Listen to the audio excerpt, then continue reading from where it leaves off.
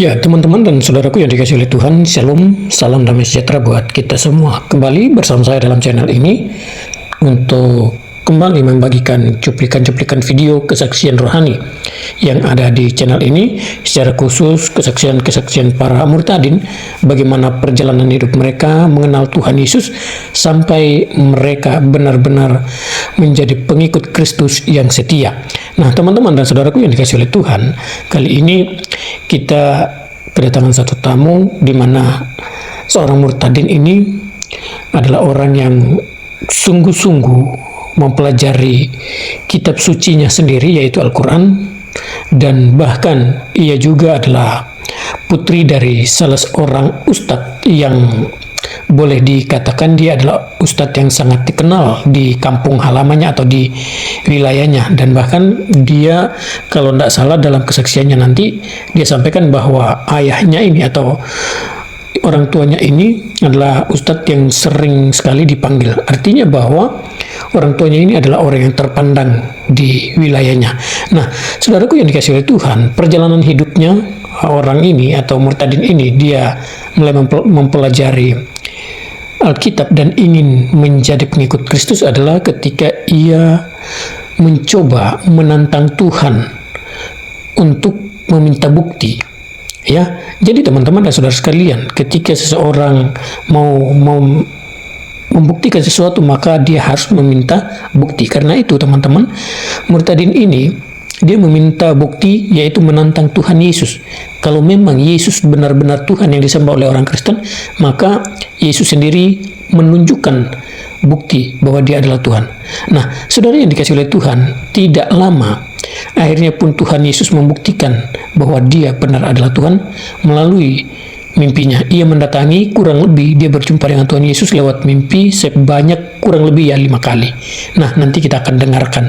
Nah, baik teman-teman dan saudaraku, supaya kita jangan berlama-lama, mari kita langsung saja mendengarkan cuplikan video kesaksian ini. Ini dia cuplikannya.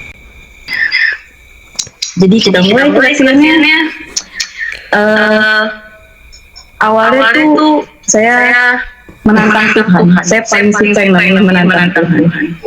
Jadi awalnya itu saya bertemu dan berkenalan dengan laki-laki non-muslim itu lewat media sosial dan dibilang tertarik juga. Hanya sedikit saya tertarik. Lalu kami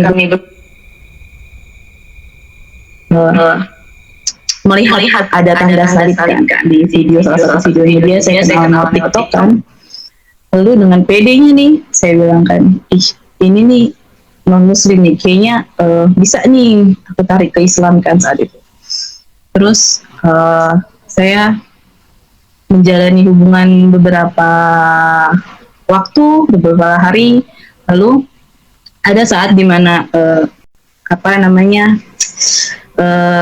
dalam kehidupan saya tidak mau yang namanya berhubungan itu hanya melihat untuk asik-asik saja atau nanti lihat ke depannya seperti apa gitu kan. Saya tidak mau, saya tipe orang yang mau punya kepastian gitu kan dalam hubungan. Jadi ada satu ketika dimana saya merasa kayaknya kita harus memulai omongan tentang agama, karena sendiri saya berlatar belakang pernah gagal dalam berumah tangga, jadi tidak saya berbicara tentang agama. Memulai kan saya berdiskusi sama dia, berdebat itu sekitar kurang lebih 3 hari lamanya.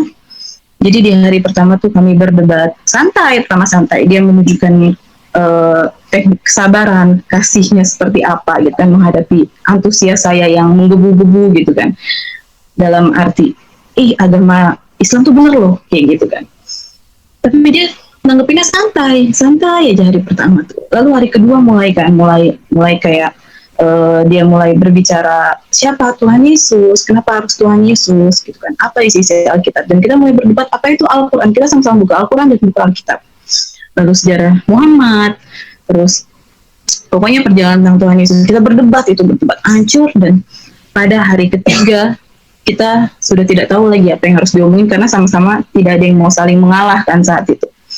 Lalu di hari ketiga saya selalu berdebat itu dari pukul 10 malam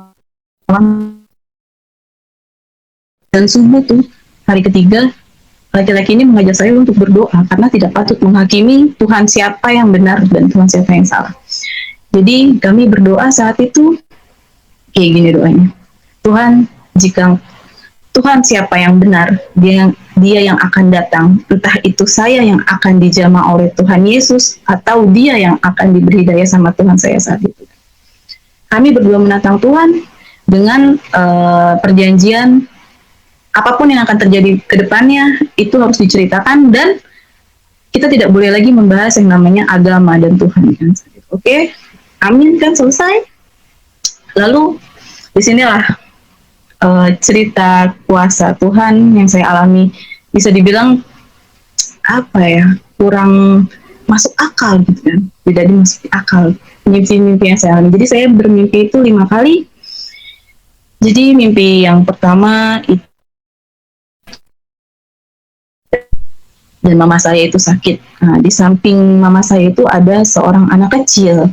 Anak kecil ini sedang sekarat kan. Karena papa saya ustadz itu, lalu saya bilang, "Papa, tolong doakan anak kecil ini," gitu kan. Lalu papa doakan, terus Iya betul ya, dia mimpi 5 kali ya didatangi oleh Yesus, dan juga ini dia sudah mengonfirmasi bahwa ayahnya adalah seorang ustadz. Oke, kita lanjut ya. anak kecil ini nggak sembuh. Tapi tiba-tiba dia bangun dan dia bilang, "Kita semua taruh tangan kita di atas kepala anak kecil ini." Lalu anak kecil ini tiba-tiba sembuh, puji Tuhan kan. Lalu saya pergi ke belakang rumah sakit ini, kamar rumah sakit. Di depan kamar mandi itu ada seorang laki-laki tinggi besar. Kenapa saya bilang tinggi? Karena laki-laki ini bilang peluk aku, dan ketika aku peluk itu aku pinggangnya dia kan. Terus aku pengen tahu nih laki-laki ini siapa. Aku melihat ke atas dan itu nggak kelihatan itu siapa, wajahnya nggak kelihatan sama sekali kan. Lalu sudah laki-laki ini menghilang. Lalu saya keluar lewat pintu belakang kamar rumah sakit ini kan. Saya pas buka pintu, itu tuh taman indah sekali kan. Itu warnanya perak, abu-abu, putih, pokoknya warna itu nggak pernah saya lihat di dunia ini kawan-kawan. Lalu saya berjalan di taman itu menuju ke sebuah jembatan. Jembatannya itu, di bawah jembatan itu ada sungai kecil. Nah di situ kan saya melihat di jembatan ini indah banget, sama saya pengen foto kan saat itu. Terus saya bilang, saya kaget, saya nggak bawa HP kan. Terus kayak bergumam di diri sendiri, kenapa sih nggak bawa HP gitu kan. Sudah kan habis itu saya kaget kan, saya bangun, sudah mimpi itu saya bangun langsung. Besokannya saya cerita sama laki-laki ini, namanya Rin. Lalu saya cerita sama Rin, dan Rin bilang, sudah, itu mimpi biasa saja gitu kan. Mimpi biasa saja, nggak usah dipikirkan. Sudah beberapa hari kemudian, ini mimpi kedua saya, itu saya bermimpi karena posisinya saya itu datangin Rin ke kosannya, ke rumahnya. Jadi dia ngekos itu di samping masjid. Lalu saya datang, nah tiba-tiba pemilik masjidnya ini datang, lalu mengusir kita karena Ren itu nggak mampu bayar kontrakan itu kan. Kita diusir dalam arti kayak gini, dan posisinya saat itu saya muslim kan, dan saya bilang, kok pemilik masjid tega banget gitu ya, ngusir gitu kan, karena nggak mampu bayar gitu kan. Setahu saya Islam tuh penuh dengan kasih gitu kan. Sudah, saya turun ke bawah, dan di bawah itu ada keluarganya Ren sedang bawa koper hitam. Posisinya saya belum pernah dikenalkan sama keluarganya Ren, dan saya kayak, halo, itu baik Ma. ya Baik Ma. iya Bapak. Baik Ma, suaranya bisa agak besar sedikit. Baik Ma, suaranya bisa agak besar sedikit. Oh agak iya bisa kecil Bapak. Suaranya. Iya Pak. Iya, iya. Maaf, Agak maaf. dekat mic ya, dekat mic. Oke. Silakan dilanjutin ya. Sudah nih, halo. Iya Ya, Bapak. ya, mohon silakan. Ya, lanjut ya. Ya, jadi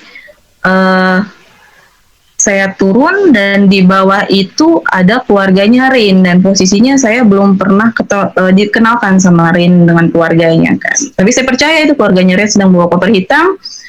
Lalu keluarganya Rin bilang mau ikut saya ke Jakarta. Terus saya bilang, saya nggak punya uang gitu kan, saya nggak punya uang, nggak bisa, udah di sini aja gitu kan. Dan saya di situ di mimpi itu ketemu sama salah satu pilot, dan saya bilang tolong bawa saya ke Jakarta gitu kan secara gratis. Oh ya sudah gitu kan, saya dibawa pakai mobil, lalu saya naik mobil itu dan kami jalan-jalan jalanin mobil dan berhenti sampai ke depan gang kan. Sudah mimpi saya berakhir, mimpi kedua itu saya cerita lagi sama Ren tentang mimpi saya itu, dan Ren bilang, ah ya sudah itu cuma mimpi biasa saja gitu kan. Udah beberapa hari kemudian saya mimpi lagi. Ini mimpi ketiga saya. Ini saya masuk ke sebuah masjid untuk sholat berjamaah. Lalu saya masuk ke dalam barisan sholat, syaf sholat. Lalu di tengah-tengah masjid ini, dalam masjid ini ada seorang laki-laki. Itu dia kayak penilai gitu kan. Terus laki-laki ini bilang, kalian salah, kalian harus mundur ke belakang 6 langkah. Lalu kami bingung apa yang terjadi kan. Terus habis itu imam ini nih, imam sholatnya ini, dia mundur ke belakang. Itu tak jadi sholat saat itu kan. Terus saya kaget, saya langsung cerita sama dia, saya marah, benar-benar marah. Dan saya takut, karena apa? Kalau dalam muslim itu, kalau kita sudah berpikiran, jangan-jangan ini mimpi yang saya alami ini akibat pergumulan doa ya. Dan sempat berpikiran Tuhan Yesus kan, itu bisa disebut dengan murtad dalam muslim. Saya takut, saya marah sama dia, dan saya juga saat itu berpikir, yang saya tahu ilmu tentang mimpi itu, kenapa sih kita bermimpi gitu kan? Itu tidak tahu kan, saya tidak tahu kenapa kita bisa bermimpi. Yang saya tahu itu kita bermimpi itu di saat memikirkan hal itu sebelum tidur, jadilah kita bermimpi. Dan karena saya sering berkomunikasi sama Rin, mungkin saya bermimpi tentang hal-hal seperti itu. Jadi saya menguji saat itu untuk dengan cara kita memutuskan komunikasi, saya memutuskan komunikasi sama Rin. Bener nggak sih?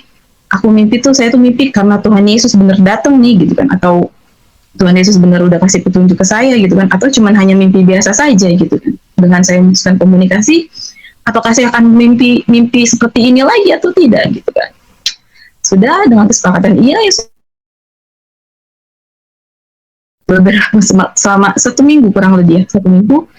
Lalu ini mimpi keempat, kawan-kawan, yang menjadikan saya percaya dengan Tuhan Yesus sebagai Tuhan dan Juru Selamat saya. Itu mimpi di mana saya diajak sama Rin itu ke dalam sebuah rumah. Rin bilang, perkenalkan, ini Tuhan Yesus, kata dia gitu kan. Lalu saya memandang sinis kan, kata saya, dalam hati saya, apaan sih gitu kan. Terus yang namanya perkenalan, itu Tuhan Yesus mengulurkan tangannya, itu lalu saya jabat tangannya. Itu perempuan itu benar-benar gak pernah saya rasakan sebelumnya. Itu rasa entah damai sejahtera, suka duka, nyaman, sedih, itu nggak pernah saya rasain tuh sebelumnya. Langsung pesen tuh di dalam hati saya tuh ketika saya jabat tangan Tuhan Yesus tuh. Lalu saya menangis, ngucur gitu aja kan, ngalir gitu aja. Dan posisinya itu saya kira saya menangis itu karena ini tuh Tuhannya Rin, dan kita tuh beda agama gitu istilahnya, kita tidak bisa menyatu gitu kan. Tapi tidak, tunggu cerita saya selanjutnya. Nah sudah, habis itu kemudian saya mundur, saya lepas tangan Tuhan, saya mundur, dan Tuhan melihat saya dengan matanya yang berkaca-kaca dan tersenyum. Itu secara logika ya saudara-saudara. Saya sebagai muslim waktu itu, saya pernah sesekali melihat gambar Tuhan Yesus gitu, tapi hanya sesekali saja gitu kan. Ketika melihat saya scroll ke atas gitu kan. Tapi di dalam mimpi saya ini benar-benar nyata. Itu rupanya Tuhan Yesus tuh hidungnya mancung, putih, rambutnya segini, sikel itu kan. Dia sedang duduk seperti raja-raja gitu kan, tinggi gitu kan. Ada bungkuk gitu. Yang bisa menggambarkan keindahan Tuhan yang saya lihat di mimpi saya itu. Lalu sudah saya diajak ke jendela, terus saya melihat ke arah luar. Jadi posisinya rumah ini berada di pinggir jalan raya besar. Jadi di luar itu ada sekelompok muslim. Kenapa saya bisa bilang muslim? Karena mereka pakai peci. Lalu Tuhan Yesus bilang saat itu mereka salah, itu salah gitu. Dan saya tidak tanya kenapa salah gitu. Sudah, habis itu lewatlah seorang ibu-ibu yang melihat saya bersama Tuhan Yesus, wanita yang melihat saya bersama Tuhan Yesus. Lalu ibu-ibu tuh melihat saya kayak sinis gitu kan. Lalu saya takut, dalam hati takut, kayak mampus gue gitu kan. Terus dan saya yakin ini ibu-ibu ini saya kenal gitu kan. Terus saya langsung palingkan wajah saya ke sisi jendela agar tidak terlihat kan. Lalu tapi di dalam hati saya tuh berbicara seperti ini. Kenapa saya harus takut? Sedangkan di samping orang yang berpakaian sama seperti saya gitu kan, bukan karena Tuhannya orang Kristen, bukan karena Tuhan Yesus, bukan, karena kita sama-sama di baju putih gitu kan. Jadi saya berani nih, kenapa sih mesti takut ya gitu kan. Sudah, saya langsung perlihatkan wajah saya ke wanita ini, dan wanita itu melihat sinis ke saya. Lalu saya akhirnya berbicara sama Tuhan. Saya bilang saya pengen, karena saya suka kopi, saya bilang saya pengen buat kopi gitu kan. Terus saya sudah buat gitu kan. Lalu saya buat 2 gelas tuh. Tuhan Yesus jalan ke arah ruang tamu, saya buat kopi, lalu ada roti di situ kan, di samping kopi itu ada roti, dan rotinya itu yang di mimpi saya itu udah buluk gitu kan, buluk warna hijau kayak roti buluk, gimana sih ya. Tapi saya makan tuh enak banget, saya makan sampai habis. Lalu habis itu sudah, kopinya saya minum sampai setengah, lalu saya mengikuti Tuhan Yesus ke arah depan, ke arah ruang tamu. Lalu di ruang tamu itu dan mertua saya, dia minum kopinya, terus berubah lagi jadi Tuhan Yesus, berubah lagi jadi mantan mertua saya, berubah lagi jadi Tuhan Yesus, dan terakhir mantan suami saya datang. Itu mimpi saya sampai di situ ya, mimpi kamu. Kaget dong ya mimpi itu. Terus pikiran tuh kacau. Terus saya cerita sama Rin, terus Rin bilang, selamat sayang, Tuhan Yesus sudah datang, Roh Kudus sudah ada di hati kamu. Nangis saya kan. Mau marah nggak bisa karena ini Tuhan. Maksudnya rasa yang Tuhan kasih ketika saya jabat tangan Tuhan gitu kan. Dalam hati masih menyangkal, dan saya bilang, Rin bilang sama saya seperti ini. Apa sih, banyak yang terpanggil tetapi sedikit yang terpilih gitu. Dan saat itu saya percaya, kalau memang Tuhan Yesus sudah pilih saya, Tuhan akan kasih sendiri jalannya untuk saya gitu kan, tanpa melalui siapapun. Dan saya bilang, jangan pernah doktrin saya tentang apa itu Kristen, siapa itu Tuhan Yesus, apa itu Alkitab. Saya bilang gitu kan. Kecuali kalau saya tanya, baru Rin bisa jawab gitu kan. Oh ya sudah, deal gitu kan. Nah, lalu mulailah saya cari-cari tentang apa arti kata Tritunggal. Saya ingat pertama yang saya cari arti kata Tritunggal. Lalu itu istilahnya saya dapatkan arti kata Tritunggal itu Bapa, Anak, dan Roh Kudus. Bapa itu Allah itu sendiri, Anak itu Tuhan Yesus yang hidup sebagai firman, dan Roh Kudus itu adalah roh kebenaran. Satu pelajaran terbesar yang saya dapatkan, kawan-kawan, yaitu ketika Roh Kudus sudah ada di hati kita, kita otomatis mengerti dengan hati dan pikiran apa sih arti kata Tritunggal itu. Jadi sebelum Roh Kudus ada di hati saya nggak mengerti apa arti kata Roh Kudus itu apa, arti kata Tritunggal itu apa.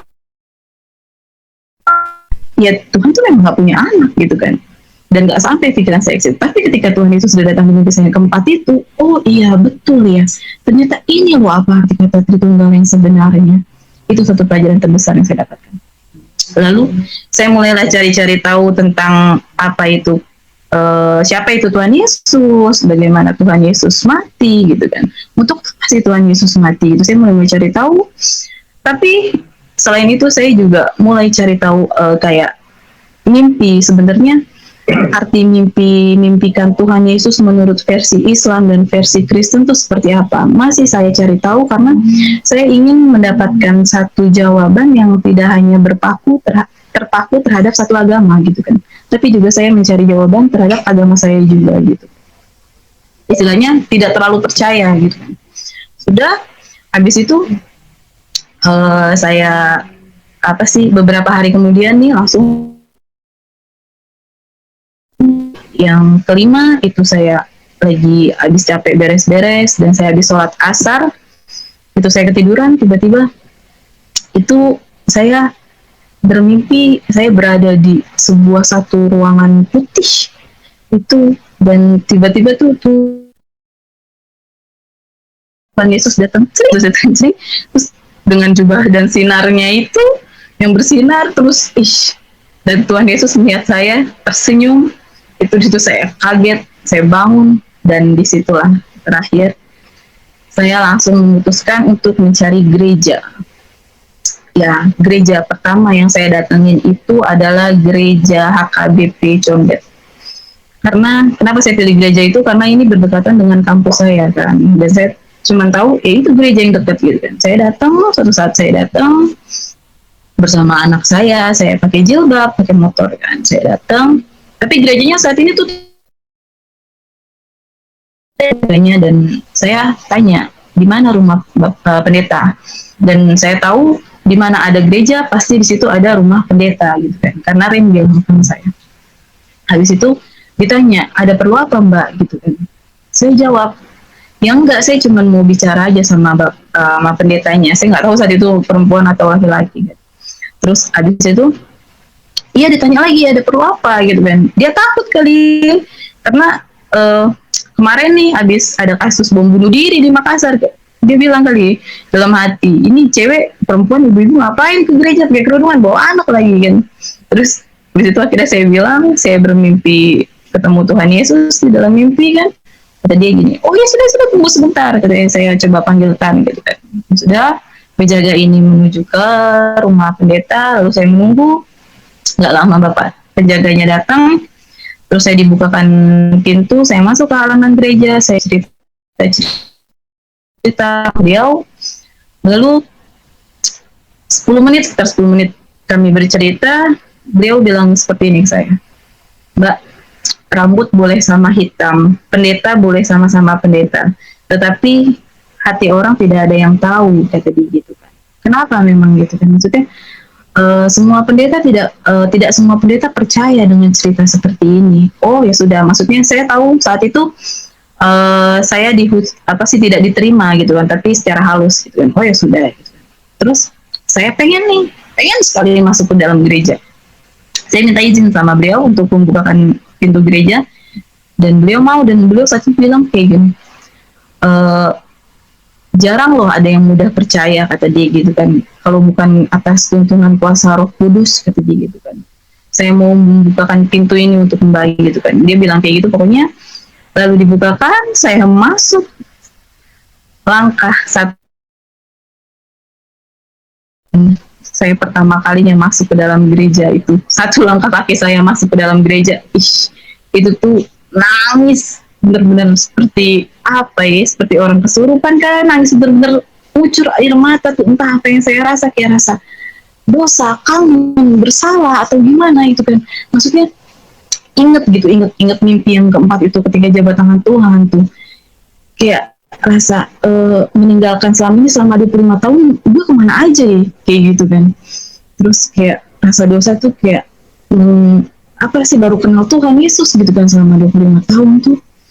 Terus saya masuk ke dalam gereja, hal pertama yang saya cari itu adalah salib gitu kan, karena bangunan di gereja HKBP itu bawahnya itu rendah, pas pertama kita masuk tuh rendah dan altarnya itu tinggi. Jadi saya fokus untuk mencari salib, di mana di salib ya kan.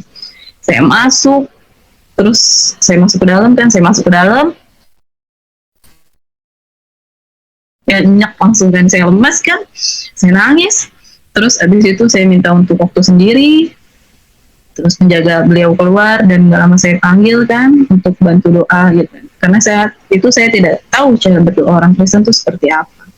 Dan Bapak itu duduk di depan saya dan saya di belakang, beliau bantu doa itu kayak terima kasih Bapak gitu untuk apa sih, anak domba yang hilang kan, saya ingatkan saat itu anak domba yang hilang. Sudah selesai. Satu pelajaran terbesar lagi kawan-kawan. Kayak kenapa saya ditolak di HKBP itu, di gereja pertama yang saya datengin tuh, karena Tuhan mau kasih satu pelajaran untuk saya. Pelajaran apa? Yaitu pelajaran ternyata menjadi Kristen itu tidak semudah apa yang dipikirkan gitu kan. Kan banyak dari saudara-saudara kita yang di seberang sana berpikiran kalau ada dari berapa masuk Kristen, lu dapat apa masuk Kristen? Terus ada yang bilang bisa ditukar dengan satu karton Indomie kan, kayak gitu. Ternyata bukan seperti itu, tidak gampang masuk Kristen dan tidak ada rasa kecewa sedikit pun. Saya pulang, saya cerita sama Rain apa yang saya alami dan Rain tanya, kamu kecewa nggak? Oh enggak, saya bilang. Saya malah makin penasaran, saya bilang kan. Kenapa ya? Jadi Kristen itu tidak semudah apa yang kita pikirkan. Kenapa susah banget nih masuk Kristen? Kenapa susah banget minta ajak ngobrol sama pendeta ya? Padahal ini kan kayak satu hal yang bisa dibilang menurut Rain ini luar biasa gitu. Saya dengan bangga gitu kan. Ternyata nggak semudah itu. Sudah dari situ beberapa hari kemudian saya mulai mau cari tahu lagi nih. Jadi pengen ngobrol sama seorang pendeta tentang apa arti mimpi saya nih kan. Saya cari-cari lagi di internet gereja mana yang buka karena Jakarta saat itu COVID. Itu saya ketemulah satu gereja, itu gereja GBI Tamini Square di situ. Dia punya jam ibadah itu jam 8, jam 10 dan jam 2 siang. Habis itu saya berkeinginan untuk ke sana kan. Sudah tibalah sebelum hari Minggu. Saya takut, tidak ada perasaan takut kan. Takut istilahnya takut ditanya nih pagi-pagi mau kemana gitu kan. Terus udah berdoa saja, diajarin sama Rin berdoa. Kalau memang Tuhan Yesus sudah pilih aku untuk berangkat ke GBI gitu kan, dan aku bakalan nemuin jawaban kenapa mimpi ini di GBI ini, di gereja ini, Tuhan akan buka jalan untuk saya gitu. Sudah gitu, saya berdoa, amin gitu kan. Dan menantang Tuhan kan, maksudnya bukan menantang dalam artian kata bener nggak nih, bener nggak. Udah hari Minggu, tiba hari Minggu di mana anak saya belum bangun. Begitu anak saya belum bangun dan saya beres-beres, saya siap-siap, saya turun ke bawah. Biasanya saya kalau mau turun ke bawah ditanya, mau kemana nih kak gitu kan. Terus saya nyalain motor, saya buka gerbang, nyalain motor, dan itu nggak ditanya kan, nggak ditanya sama sekali. Jadi kayak jalan tuh mulus aja kan, mulus aja jalan. Tiba-tiba saya sudah ada di mall ini kan, jadi gerejanya ini ada di atas mall, di paling atas mall. Jadi saya parkir di basement, terus saya ke kamar mandi, saya buka jilbab saya rapi-rapiin rambut kan. Lalu saya naik ke atas, ternyata udah terdengar suara musik kan, maksudnya udah mulai kali ini ibadah. Terus saya datang, ketemu sama penjaganya, saya minta izin untuk masuk, terus ditanya, Mbak, maksudnya udah daftar belum? Katanya gitu. Nah saya kaget, saya bilang, emang ibadah harus pakai daftar ya? Aku bilang gitu kan. Terus iya Mbak gitu kan, karena protokol kuota jemaat dibatasi gitu kan, makanya kita mengadakan gitu kan Google Form segala macam, harus daftar gitu kan. Nah otomatis penjaga ini tahu juga nih bahwa saya tuh baru buat datang ke gereja ini dan kayak ada nggak boleh masuk, istilahnya sudah nggak boleh masuk gitu kan. Terus tanya Mbak dari mana, ini nggak boleh masuk. Ada perasaan sedih gitu kan, saya pengen masuk gitu kan. Terus habis itu nggak lama ada seorang laki-laki yang nyamperin saya, terus ditanya ada apa ini gitu kan.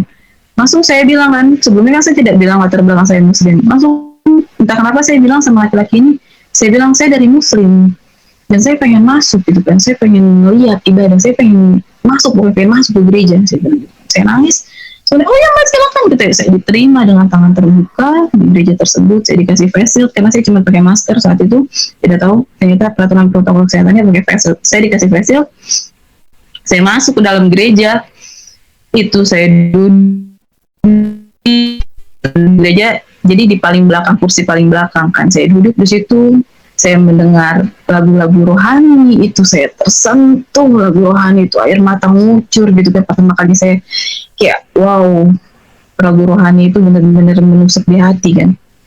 Lalu selesai pujian penyembahan itu Bapak Pendeta khotbah kan, itu khotbahnya tentang anak domba yang hilang. Wow, teman-teman, itu memang Tuhan tahu apa yang saya butuhkan. Kuasa Tuhan tuh berlaku kan di kehidupan saya saat itu kan. Jadi sekali lagi, tidak ada yang kebetulan dalam Kristen, semua sudah dirancangkan sama Tuhan. Jadi tidak lama pelayan gereja KKG datangin menghampiri saya, dan beliau bilang untuk saya tidak pulang dulu, selesai ibadah kita berbincang-bincang dulu, kita berbicara ngobrol-ngobrol sampai gitu. Sudah selesai ibadah, saya diajak ke kayak macam ruang sekretariat. Jadi di dalam ruang itu ada Kakak Gi, Kakak Nomi sama seorang laki-laki sama saya. Dan saya masuk, saya cerita sama Kakak Gi. Kakak Gi tanya tentang apa yang saya alami, saya cerita semua. Lalu Kakak Gi bilang, banyak Mbak, katanya nggak cuma Mbak aja yang datang seperti ini. Makanya saya suruh cerita dulu, saya pengen tahu cerita Mbak ini seperti apa. Dan memang benar yang datang ke mimpi Mbak itu memang Tuhan Yesus. Karena apa? Karena di dalam mimpi saya itu Tuhan Yesus cuma berkata singkat kayak peluk aku itu salah gitu, mundur 6 langkah kayak gitu, dan tidak berkata-kata kayak ayo jadi Kristen, ayo ikut aku, tidak, karena Tuhan tidak memaksakan seseorang untuk mengikuti dirinya seperti itu. Lalu di dalam mimpi saya itu Tuhan Yesus datang sebanyak 3 kali, dan angka 3 itu kenapa orang Kristen sangat mengagungkan angka 3 karena berhubungan dengan arti kata Tritunggal itu sendiri. Jadi kasih penjelasan tentang Tuhan Yesus disalib gitu kan, tangan Tuhan Yesus disalib. Lalu Kakak Gi cerita tentang pengorbanan Tuhan Yesus seperti apa kayak gitu kan. Sedihnya Tuhan Yesus disalib, sukanya karena kasih karunia-Nya Tuhan Yesus gitu kan. Pokoknya apa yang Tuhan Yesus rasa. Langsung saya teringat dengan mimpi saya. Ketika saya jabat tangan Tuhan, saya merasakan hal yang tidak pernah saya rasain, campur aduk sedih, senang, suka duka itu. Itu saya langsung berpikiran seperti ini. Berarti Tuhan ingin saya merasakan apa yang Tuhan rasa saat itu ketika Tuhan disalib gitu kan. Sukanya itu karena kasih karunia Tuhan terhadap kita. Karena Tuhan Yesus mau mati disalib untuk menebus dosa manusia. Terus dukanya itu karena Tuhan Yesus harus melewati perjuangan yang sangat panjang, harus dicap, dihina, Tuhan Yesus sengsara tuh. Tapi karena kasih karunia Tuhan terhadap kita, makanya Tuhan Yesus mau disalib kayak gitu. Saya langsung mengerti. Jadi bukan karena saya menangis karena ini Tuhan nyarin gitu, dan bukan Tuhan saya, bukan gitu kan. Akhirnya mimpi saya dinubuatkan lah di situ. Lalu sudah saya cerita sedikit, lalu Kakak Gi bilang sudah siap untuk terima Tuhan Yesus sebagai Tuhan dan Juru Selamat. Dan saya langsung kayak mulut tuh langsung dan hati langsung iya saya siap gitu kan, saya siap. Lalu Kakak Gi bilang sama laki-laki ini, dia bilang ayo Bapak tolong doakan. Saya kaget kan, saya bilang iya Mbak, ini Bapak Pendeta gitu kan, namanya Bapak Pendeta Lukman gitu kan. Ayo Pak Lukman tolong doakan, dia doa semacam doa pertaubatan kan. Lalu Bapak Lukman suruh tangan saya di atas dada dan tangan kiri di dada, dan di dada, tangan kanan seperti ini. Dan saya harus mengikuti apa yang Bapak Lukman ucapkan. Saya teringat lagi kepada mimpi saya yang pertama tentang anak kecil itu. Kan awalnya saya tidak tahu nih apa arti kata taruh tangan di atas kepala kan di dalam mimpi. Dinubuatkanlah di situ melalui Bapak Pendeta Lukman. Ternyata orang Kristen itu berdoa dengan taruh tangan di atas kepala, tumpang tangan kan. Oh ternyata seperti ini. Sudah lanjut. Jadi Bapak Lukman ingin saya mengikuti apa yang Bapak Lukman ucapkan saat itu. Lalu di depan saya ada Kakak Nomi dan di belakang saya ada Kakak Gi. Kakak Nomi dan Kakak Gi ini berbahasa Ro, dan sebelumnya juga sebelum berangkat ke GBI saya cerita sama Rin, dan Rin bilang menjelaskan kalau GBI ini ada kayak bahasa Ro, dan saya sudah maksudnya nggak begitu kaget gitu kan. Terus di situ lanjut Bapak Lukman mengucapkan doa. Di sini nih nggak bisa difikirkan dengan akal sehat kayak gini. Ketika kita menangis otomatis konsentrasi kita berkurang karena pusing kan, menangis anjur tuh pusing, terutama pribadi saya kalau ketika menangis saya pusing. Lalu saya suruh mengucapkan apa yang Bapak Lukman ucapkan dengan cepat gitu. Bapak Lukman tuh berdoa dengan cepat, dan kakak Gi dan kakak Nomi itu berbahasa roh gitu kan dengan suara kencang. Itu entah kenapa di sana itu saat itu lidah saya tuh berucap mengikuti tuh seperti saya tahu apa yang mau saya ucapkan, jadi lancar banget saya ngikutin tuh kan. Bahkan sebelum Bapak Lukman ini selesai berucap, saya juga sebenarnya saya sudah tahu apa yang mau diucapkan gitu.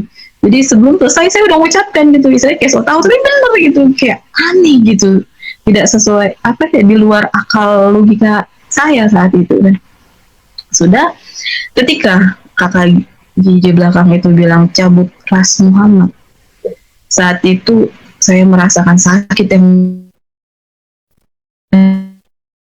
duri itu, kayak cabut ras Muhammad, ih sakit, aku bilang sakit kak, sakit gitu, makin kencang kan, cabut ras Muhammad, ih sakit, aku bilang kan. Terus sudah saya nangis kan, sambil nangis, terus selesai doakan amin, lalu kakak Gi bilang, mbak kayaknya mbak ini harus doa pelepasan gitu kan, karena kayaknya di hati mbak ini ada sesuatu yang mengganjal kah atau gimana, atau luka masa lalu gitu kan, kenangan buruk masa lalu seperti itu. Lalu saya bilang, ya memang saya mengalami perceraian dalam rumah tangga kan, maksudnya perjalanan hidup sebelumnya yang tidak mengenakan, dan ada sedikit banyak dendam kayak gitu, dan itu harus dilepasin katanya kan, dosa-dosa di masa lalu, pengakuan dosa istilahnya. Dia bilang, oh sudah mbak, ya sudah kak, kapan gitu kan, Sabtu ya kata dia gitu. Sudah Sabtu saya pulang, kita tukeran nomor kontak, tibalah hari Sabtu. Dan saat itu saya tahu orang Kristen itu berdoa atau ke gereja itu harus bawa uang kan, kayak uang persembahan gitu. Saat itu saya kan cuman berkuliah dan tidak ada penghasilan sama sekali kan, saya nggak ada uang nih. Saya bilang, aduh Pak Kagi jangan ngubungin Ki, jangan ngubungin gitu kan. Terus malu kan kalau nggak bawa duit ya kan. Habis itu ternyata benar nggak ngubungin kan. Tibalah di mana hari Selasa, dan puji Tuhan saya sudah punya uang saat itu sekitar 15.000 kan. Saya langsung hubungin kakak Gi kan. Saya bilang, shalom kakak, gimana maksudnya, saya tanya dengan doa pelepasan tuh maksudnya kapan gitu kan. Terus kakak Gi bilang, oh iya mbak, saya lupa kata dia gitu. Saya lupa kabarin ke mbak. Ini Bapak Lukman itu, Bapak Pendeta yang doain, yang ada di satu ruangan sama kita yang doain mbak, itu ternyata positif COVID-19 kata dia. Mati loh kan. Aku bilang, terus gimana kakak? Iya maksudnya saya juga baru habis cek di klinik dan puji Tuhan saya negatif. Itu cuma bayar 150.000 kok kata. Akhirnya saya bingung, saya panik, mana saya punya anak kecil gitu. Dan saya sempat berpikir seperti ini. Ini sebenarnya Tuhan yang saya terima sekarang beneran Tuhan yang benar nggak sih gitu kan? Kenapa saya baru terima Tuhan Yesus? Itu saya dikasih cobaan yang begini berat, COVID loh, positif COVID, kawan-kawan, bukan main-main tuh. Apalagi saya punya anak kecil kan. Dan saat itu juga keadaan fisik saya itu sedang tidak enak kan. Sudah tuh di situ karena habis maghrib itu ngaji kan, saya turun, saya cerita sama Bapak. Saya bilang saya habis bersentuhan dengan orang yang positif COVID kan. Terus kenapa Pak? Karena Bapak tuh orang nggak percaya ya sama COVID. Terus dia bilang, terus lu mau di swab gitu kata dia gitu, lu mau kita semua masuk Wisma Atlet kata dia. Udah jemur aja, dijemur kata dia, tiap pagi gitu ya, makanya keluar tiap pagi kan jemur gitu. Sudah istilahnya nggak dikasih izin kan untuk tes COVID. Sudah saya cerita sama Ren dan saya berdoa saat itu kan, saya tantang Tuhan, jika engkau Tuhan yang hidup, saya bilang kan, engkau akan berikan. Sudah amin. Terus habis itu kakak sekretariat GBI itu kirim Google Form buat ibadah hari Minggu kan. Terus dengan percaya pede kan, Tuhan Yesus akan kasih jalan untuk saya tes COVID. Lalu saya isi formulir untuk ibadah jam itu, saya isi jam 10-an lah. Terus abis itu sudah saya isi, tibalah hari Minggu, ternyata saya belum tes COVID nih kan. Terus saya minta izin sama kakak sekretariat GBI untuk coret nama saya supaya digantikan dengan jemaat lain yang ingin beribadahkan saya, yang kalau bangkunya kosong kan. Saya bilang saya tidak dapat mengikuti ibadat. Ditanya sama beliau kenapa, saya bilang saya habis bersama Bapak Pendeta Lukman saat itu di ruang sekretariat, saya bilang kan, dan saya belum tes COVID, dan walaupun tidak tes harus isolasi mandiri kan selama 2 minggu, saya bilang kan. Oh ya sudah, tidak apa-apa. Tapi 5 menit kemudian sekretariat gereja ini ada tes dari gereja gitu kan. Puji Tuhan, Tuhan Yesus jawab doa saya. Akhirnya saya bilang, saya bisa, saya datang gitu kan. Saya senang kan, terus saya datang ke gereja. Lalu jadi pas saya datang itu tim medis baru keluar dari ruang sekretariat, saya baru dari parkiran atas, kan ada parkiran atas, terus bapak sekretariat ini keluar, saya ketemu sama bapak sekretariat ini, jadi kita bertiga tuh bertemu di saat yang sama gitu, bersamaan gitu kan. Istilahnya kalau saya telat 2 menit saja, tim medis ini udah pulang gitu kan. Sekali lagi, tidak ada yang kebetulan dalam Kristen, semua sudah Tuhan rancangkan untuk saya. Puji Tuhan, haleluya. Lalu saya masuk ke dalam ruang sekretariat ini, saya tes COVID, puji Tuhan hasilnya negatif, lalu saya boleh beribadah masuk ke dalam gereja. Sudah hari di mana saya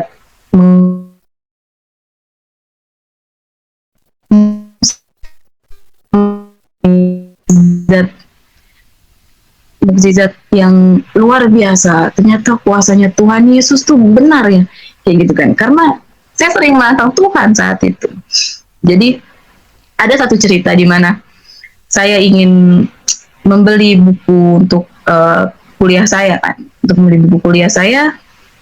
Lalu jadi ini toko buku bekas di depan Terminal Pinang Ranti, tapi udah digusur kan. Terus di situ saya cari nomor teleponnya dan saya dapat ada di sebuah banner kan. Terus saya cari, saya telepon gitu kan. Ternyata udah pindah ke rumahnya. Dia pakai rumahnya, terus beliau kirimkan lokasi lewat WA tuh. Saya search lewat Google Map. Terus saya lihat kan di mana posisinya, dan saya tahu saat itu saya tidak pernah punya paket data. Saya pakai WiFi di rumah. Habis itu saya jalan.